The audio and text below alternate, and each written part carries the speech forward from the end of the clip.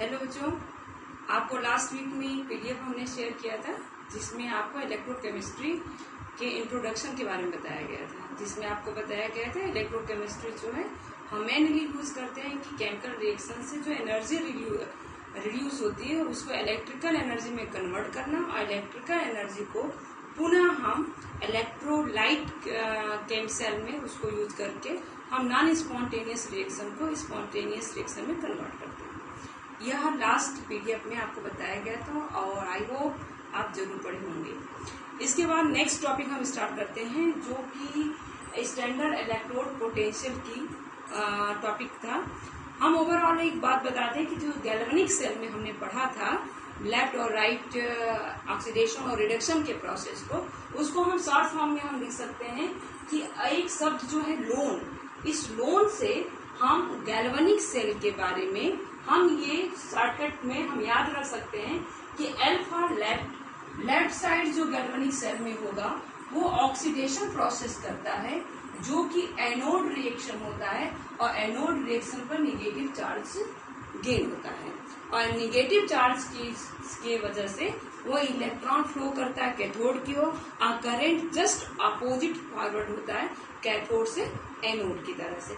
ये सारी बातें हम पीडीएफ में आपको बताई गई थी। अब आता है स्टैंडर्ड इलेक्ट्रोड पोटेंशियल। अब आपने देखा कि जब हम किसी भी हाफ सेल में इलेक्ट्रोलाइट और इलेक्ट्रोड के साथ अगर हम हाफ सेल बनाते हैं तो उसमें पोटेंशियल डिफरेंस गेन होता है। इस पोटेंशियल डिफरेंस को ही हम इलेक्ट्रोड पोटेंशियल कहते हैं। अब इलेक्ट्रोड पोटेंशियल हाफ सेल और अनदर हाफ सेल में दोनों को कन्वर्ट एक साथ ज्वाइन करने पर वह इलेक्ट्रॉन फ्लो और करंट फ्लो को हम रिप्रेजेंट करते हैं, जैसा कि आपने अपने टेक्स्ट बुक में देखा होगा फिगर नंबर 3.2 में। अब आते हैं कि उस इलेक्ट्रोड पोटेंशियल का जो डिफरेंस है उसको हम कैसे मेजरमेंट करें। इसके लिए हमें चाहिए एक standard electrode potential. IUPAC system के अकॉर्डिंग आपको बताया गया कि जब हाफ सेल का इलेक्ट्रोड पोटेंशियल हमें निकालना हो तो विदाउट अनदर हाफ सेल बिना ज्वाइन किए हुए किसी भी मेटल और नॉन मेटल का इलेक्ट्रोड पोटेंशियल नहीं गेन किया जा सकता। इसलिए आईयूपीएसी ने एक स्टैंडर्ड इलेक्ट्रोड पोटेंशियल का कॉन्सेप्ट रखा जिसमें हाफ सेल के रूप में इन्होंने हाइड्रोजन हाफ सेल का यूज किया है। अब हाइड्रोजन हाफ सेल को यूज करने की वजह से इसका नाम हम कह सकते हैं कि इलेक्ट्रोड हाइड्रोजन पोटेंशियल के बेस पर हम रखते हैं। अब आते हैं कि ये वर्क डन कैसे करता है। वर्क डन की बात करते हैं तो हमने देखा कि हाइड्रोजन जो है ये ऐसी गैसेस हैं और गैस होने की वजह से ये दोनों प्रोसेस को रिप्रेजेंट करता है, मतलब ऑक्सीडेशन रिएक्शन को भी रिप्रेजेंट कर सकता है एंड रिडक्शन पोटेंशियल को भी रिप्रेजेंट कर सकता है। तो आईयूपीएसी या स्टैंडर्ड इलेक्ट्रोकेमिस्ट्री ने एक इस ढंग से अपरेटस ऑपरेट किया जिसको हम इलेक्ट्रोड हाइड्रोजन पोटेंशियल कहते हैं, जिसमें हम हाइड्रोजन गैस को 1 atm प्रेशर पर और कंसंट्रेट 1 मोल पर लीटर पर हमने प्लेटिनम के फॉइल पर लगाने पर एक रिएक्शन को ऑप्ट किया जिसकी वजह से ये hydrogen electrode potential as a apparatus हम यूज करते हैं किसी भी मेटल और नॉन मेटल के हाफ सेल का इलेक्ट्रोड पोटेंशियल को नोट करने के लिए। अब आते हैं रिएक्शन होता कैसे। पहले हम देखें कि इलेक्ट्रोड पोटेंशियल में हमने देखा कि स्टैंडर्ड इलेक्ट्रोड पोटेंशियल को गेन करने के लिए हमें अपरेटस चाहिए। आप जानते हैं कि गैल्वेनिक सेल में हम 2 हाफ सेल यूज कर रहे थे। आपने देखा कि 2 हाफ सेल यूज करते जिसमें एक जो है एनोड की तरह वर्क कर रहा था और दूसरा जो हाफ सेल था वह कैथोड की तरह वर्क कर रहा था, कैथोड रिएक्शन, और ये जो है इस पर एनोड की तरह रिएक्शन कर सकता है। आपको बताया गया था कि ये 3 स्टेप में वर्क डन होता है। पहले कि जो मेटल है, यहाँ पर जो आपने मेटल इलेक्ट्रोड लिया है, आपने जो मेटल इलेक्ट्रोड लिया है तो मेटल एटम जो है, मेटल एटम अगर आयन में कन्वर्ट होता है, अगर एन आयन में कन्वर्ट होता है तो ये इलेक्ट्रॉन रिमूव करता है। इलेक्ट्रॉन रिमूव होने की वजह से इस इलेक्ट्रोड पर इलेक्ट्रॉन रिच होने की वजह से ये निगेटिव होता है और मेटल जो है मेटल आयन में कन्वर्ट होके सोल्यूशन में चला जाता है। सेम अदर प्रोसेस की बात करें तो इसमें जो मेटल इलेक्ट्रोड लिए हैं, यह मेटल आयन जो इसमें है वह इलेक्ट्रॉन को गेन करके, मतलब N पॉजिटिव N जो है वो N इलेक्ट्रॉन को गेन करके M में कन्वर्ट होता है, जिसके वजह से यह मेटल यहाँ इस इलेक्ट्रोड पर कनेक्ट होता है। इससे इलेक्ट्रोलाइट और मेटल के बीच में जो पोटेंशियल डिफरेंस होता है हम इसको इलेक्ट्रोड पोटेंशियल कहते हैं। इसी कॉन्सेप्ट में हमने हाइड्रोजन का इलेक्ट्रोड पोटेंशियल गेन किया। हाइड्रोजन इलेक्ट्रोड पोटेंशियल गेन करने के लिए क्या क्या रिक्वायरमेंट है, पहले हमें पहले ये देखना है कि क्या कैसे हम इसको कर सकते हैं। तो प्लेटिनम टारटार जो कि एक बेस का काम करता है। दूसरा हाइड्रोजन गैस लिया गया है जिसको 1 atm प्रेशर पर यूज किया गया है और हाइड्रोजन आयन को जो 1 मोल पर लीटर के बेस पर हम यूज किए हैं।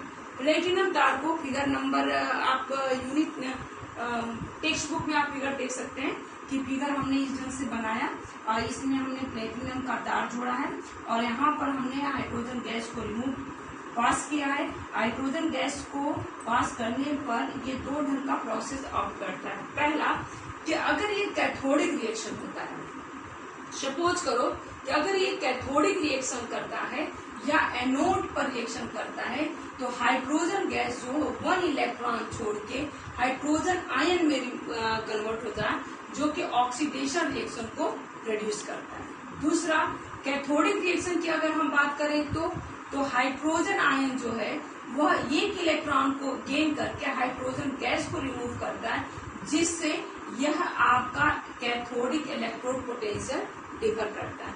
ऑब्जर्वेशन में पाया गया है कि हाइड्रोजन का एनोड पोटेंशियल और कैथोडिक पोटेंशियल दोनों का अगर हम देखें, डिफरेंस देखें तो वो बिल्कुल सिमिलर सेम पाया गया है।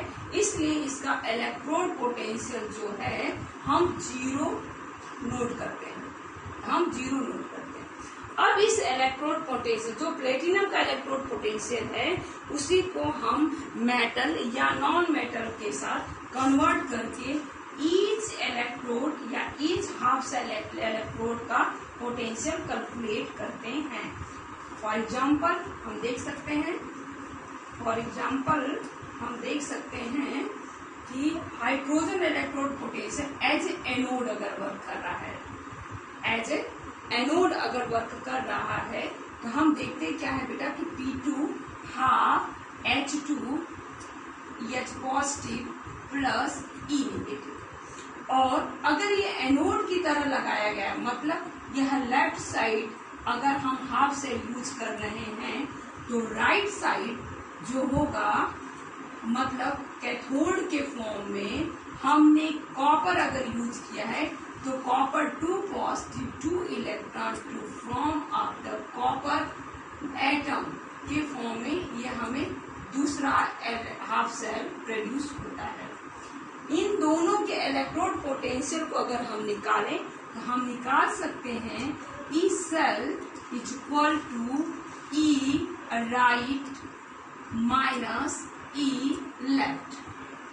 E राइट E लेफ्ट में, चूंकि लेफ्ट में हमने हाइड्रोजन हाफ सेल को यूज किया है जिससे इसका इलेक्ट्रोड 0 कैलकुलेट करते हैं, तो E right is equal to minus 0 is equal to positive E right. Right में हम क्या लेते हैं बेटा, आपने कहा इलेक्ट्रोड लेते जो हमारे आईयूपीएससी कन्वेंशन के अकॉर्डिंग, तो हम इसको लिख सकते हैं कि E copper two positive oblique copper minus E H two half H2 H positive. इसके जो स्टैंडर्ड इलेक्ट्रोड पोटेंशियल कैलकुलेट जो किया गया उसकी 0.34 वोल्ट ऑब्जर्व किया गया है।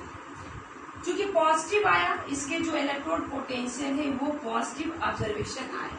दूसरे इलेक्ट्रोड की अगर हम बात करें, एज ए कैथोड अगर हम हाइड्रोजन को यूज करते हैं एज ए कैथोड हम हाइड्रोजन को यूज करते हैं, या एज ए एनोड अगर हम किसी जैसे हमारे मेटल्स हैं या नॉन मेटल्स हैं, हम कैथोड एनोड की फॉर्म में हम यूज करते हैं। आप जानते हैं कि IUPAC जो EMF आपके इलेक्ट्रोमोटिव फोर्स जो है वह इनडायरेक्टली रिडक्शन पोटेंशियल इलेक्ट्रोड की बात करते हैं, जिससे हम रिडक्शन पोटेंशियल की बात करते हैं।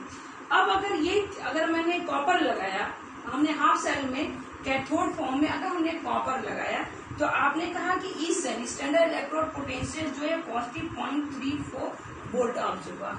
वहीं अगर हमने एज लाइक एनोड जो है वह हमने हाइड्रोजन का ही रखा है, हाइड्रोजन गैस का रखा है, 1 atm प्रेशर पर रखा गया है, और ये जो आपका hydrogen ion aqueous plus electron remove होता है, और कैथोड पर अगर हमने जिंक में इलेक्ट्रोड का यूज किया है तो 2 इलेक्ट्रॉन गेन करके जिंक एटम में कन्वर्ट होता है, जिसका ई सेल अगर कैलकुलेट करें तो आपका E right minus E left, या हम ये लिख सकते हैं कि zinc 2 positive oblique zinc minus E half H2 oblique H ion.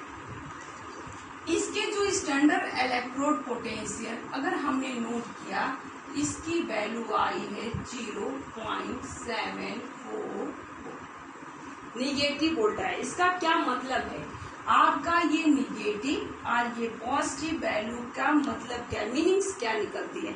इससे हम एक सीरीज तैयार किए हैं जिसको हम इलेक्ट्रोमोटिव सेल सीरीज कहते हैं या इलेक्ट्रोमोटिव फोर्स सीरीज कहते हैं, जो आपके बुक में आप देख सकते हैं कि जो आपका जो बुक में ये पूरे जो स्टैंडर्ड इलेक्ट्रोड पोटेंशियल जो नोट किया गया है, इसको हम रिप्रेजेंट कर सकते हैं। ये सारे इलेक्ट्रोड पोटेंशियल हमें क्या रिप्रेजेंट करता है? अभी आपको बताया गया कि IUPAC ने अपने कन्वेंशन के लिए बताया गया है कि रिडक्शन पोटेंशियल के लिए जो बताया गया है वो रिडक्शन पोटेंशियल के अकॉर्डिंग है।